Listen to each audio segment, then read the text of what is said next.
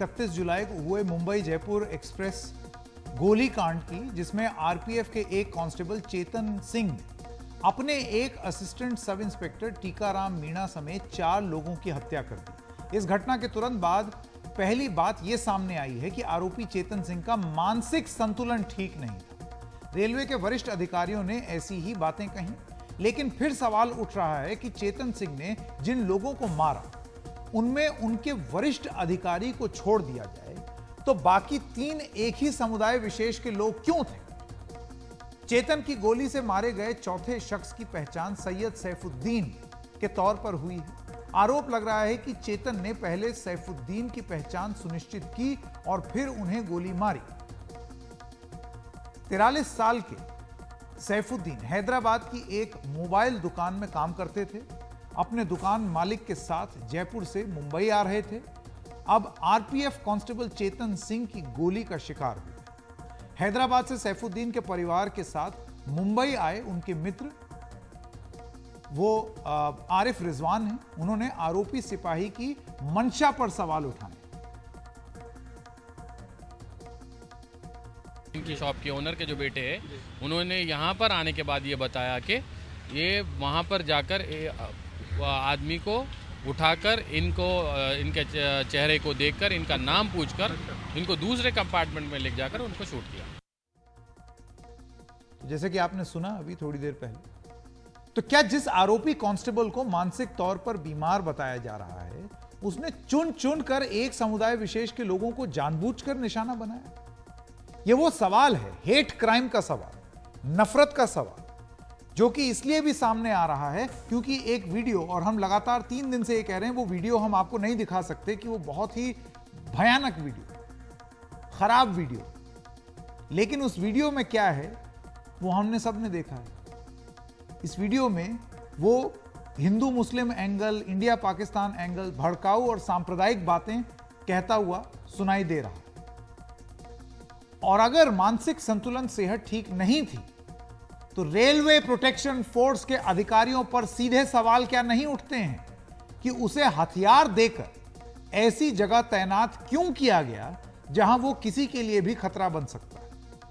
मथुरा से इस आरोपी कांस्टेबल के डॉक्टर का 13 फरवरी 2023 का लिखा हुआ एक प्रिस्क्रिप्शन भी घूम रहा है, जिसमें उसे मानसिक इलाज के लिए दवाएं लिखी गई। इसको एंटीसाइकोटिक ड्रग्स कहते हैं, जो कि बहुत गंभीर होती है।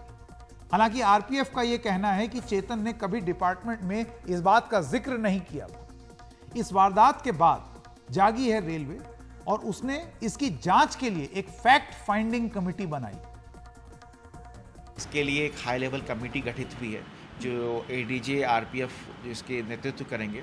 इसके अलावा जो हमारे जो आरपीएफ के हेड ऑफ डिपार्टमेंट हैं, पीएचओडी हैं, पीसीएससी साहब सेंट्रल रेलवे के और वेस्टर्न रेलवे के, वो भी इस कमेटी का हिस्सा रहेंगे। इसके अलावा 3 और अन्य अधिकारी हैं डिफरेंट रेलवे से, जिसमें मेडिकल टीम के भी हेड हैं, जो हमारा पर्सनल विभाग है उसके भी हेड हैं, और जो कमर्शियल होता है उसके विभाग के हेड हैं। तो टोटल ये कमेटी एक बनाई गई है, गठित की गई है, जो कि इस मामले की भी फैक्ट फाइंडिंग करेगा और इस तरह की घटना की पुनरावृत्ति ना हो। वैसे मानसिक सेहत की भी अगर बात करें तो भारत में इसे अभी तक गंभीरता से नहीं लिया जा रहा। बदलती जीवन शैली, नौकरी और काम का दबाव, पारिवारिक जिम्मेदारियों का दबाव कहीं ना कहीं किसी की मानसिक सेहत के लिए चुनौती बन सकती है। लेकिन भारत में स्वास्थ्य के लिए इस खास पहलू को किस गंभीरता से लिया जाता है, उसे सरकार का यह आंकड़ा स्पष्ट कर देता है। पिछले साल 1 अप्रैल को सरकार ने लोकसभा में जो जानकारी दी, उसके मुताबिक स्वास्थ्य के कुल बजट में मानसिक सेहत के बजट में कमी आई है, कटौती आई है।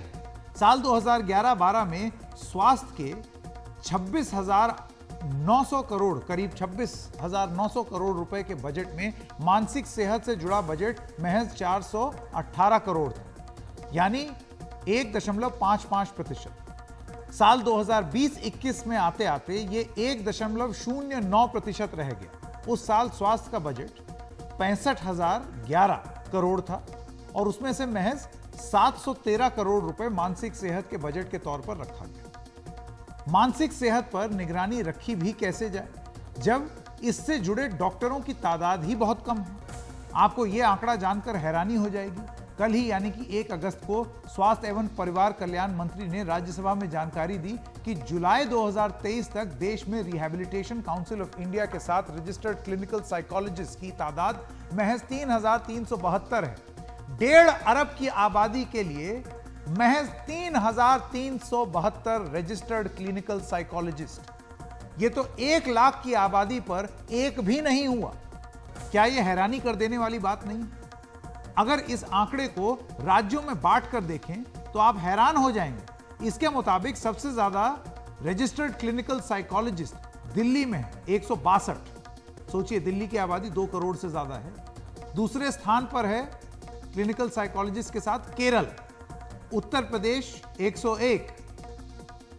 और ये पूरा नक्शा आपके सामने है जिसमें आप देख सकते हैं। मैं एक एक करके सब जगह नहीं जाऊंगा, आपको एहसास हो जाएगा। लेकिन अब बात करते हैं सुरक्षा बलों की और उनको कितनी गंभीरता से लिया जाता है। जो जवान हैं वो अपनी ड्यूटी के कारण और भी दबाव में होते हैं। CSDS के 2019 के एक सर्वे के मुताबिक 73% पुलिसकर्मी मानते हैं कि काम का दबाव उनकी शारीरिक और मानसिक सेहत पर असर डालता है। 76% पुलिसकर्मी मानते हैं कि वो काम के ज्यादा दबाव के कारण ठीक से काम नहीं कर पाते। 51% पुलिसकर्मी मानते हैं कि उन्हें हफ्ते में 1 दिन की छुट्टी भी नहीं मिल पाती। 84% पुलिसकर्मी मानते हैं कि काम के दबाव की वजह से परिवार को पर्याप्त समय नहीं दे पाते। 37% पुलिसकर्मी किसी दूसरी नौकरी के लिए अपने काम को छोड़ देना चाहते हैं। शायद ये काम का ही दबाव होगा कि साल 2021 में केंद्रीय पुलिस बलों में करीब 150 कर्मियों ने खुदकुशी की और ये आंकड़ा बीते कुछ साल में लगातार बढ़ ही रहा है। उत्तराखंड के पूर्व डीजीपी आलोक लाल कहते हैं कि पुलिस पर काफी दबाव होता है और उन्हें ठीक से मनोवैज्ञानिक मदद भी नहीं मिल पाती। देखिए, ऐसा ये आरपीएफ का जवान है और आरपीएफ एक ऐसा फोर्स है जिसको कि रेलवे की प्रॉपर्टी का प्रोटेक्शन करने का काम दिया गया है। तो इनमें से बहुत कम जवानों को वेपन्स की यानी हथियारों की जरूरत पड़ती है। तो कोई विशेष कारण होगा जो इनको हथियार की ड्यूटी पर लगाया गया होगा। अब आती है बात कि इनको क्यों हथियार दिया गया। कायदे में तो अगर इनकी पहले से कोई हिस्ट्री थी, ऐसा इतिहास था कि ये पहले कुछ ऐसा कर चुके थे जिससे ये पता लगता था कि ये मेंटली पूरी तरह बैलेंस्ड नहीं है, तो इनको हथियार के साथ ड्यूटी पर नहीं लगाना चाहिए था। दूसरी चीज ये है कि जो पुलिस बल हैं, ये पुलिस बल नहीं कहलाता है, ये आरपीएफ एक अलग तरह का बल है। लेकिन हाँ, पुलिस अधिकारी इसमें बड़े पदों पर रहते हैं। तो पुलिस बल जितने भी भारत के हैं उनमें एक समस्या जरूर है कि जो मेंटली डिस्टर्ब हो जाते हैं लोग, उनकी संख्या काफी होती है और हर साल कुछ ना कुछ ऐसी घटनाएं होती रहती हैं। बहुत से लोग आत्महत्या करते हैं। सीनियर आईपीएस ऑफिसर्स तक ने आत्महत्या की है क्योंकि वो मेंटली डिस्टर्ब्ड है। तो ये एक बहुत ज्यादा अनकॉमन चीज नहीं है। लेकिन हमारे यहाँ जो समस्या है इससे रिलेटेड वो ये है कि पुलिस के कर्मचारियों का, अधिकारियों का लगातार जो परीक्षण होना चाहिए, मनोवैज्ञानिक परीक्षण के लिए कोई व्यवस्था होनी चाहिए जिससे ये देखते रहें कि वो किस तरह की ड्यूटी के लिए फिट हैं। ये नहीं हो पाता है। तो हो सकता है कि इस प्रकार का मनोवैज्ञानिक परीक्षण इस कांस्टेबल का भी ना हुआ हो और इसको ऐसी ड्यूटी पर लगा दिया गया जहां पर यह हथियार लेकर चल रहा था। चुन चुन कर मारने की जहां तक बात है, अगर ये मेंटली डिस्टर्ब था भी, तब भी आजकल का जैसा वातावरण चल रहा है उसमें ऐसा हो सकता था कि उसके दिमाग में कोई ऐसी बात हो कि उसने पहचान लिया हो कि ये मेरे दोस्त हैं और ये मेरे दुश्मन हैं और उसके मुताबिक उसने कार्रवाई की। मैं ये कहना चाहूंगा कि ये इसका पलट भी हो सकता था। इस पे निर्भर करता है कि मानसिक रूप से पूरी तरह स्वस्थ यदि कोई व्यक्ति नहीं है तो वो किस तरह से इस मामले को लेता है, आसपास की बातें सुनता है। आजकल मीडिया में भी यही बातें हैं, हर डिस्कशन में यही बातें चलती रहती हैं जो हमारी समस्याएं हैं इस देश में। उसमें एक बहुत बड़ी समस्या सांप्रदायिक समस्या भी है। तो मुझे लगता है उसका असर इसके दिमाग पर भी होगा।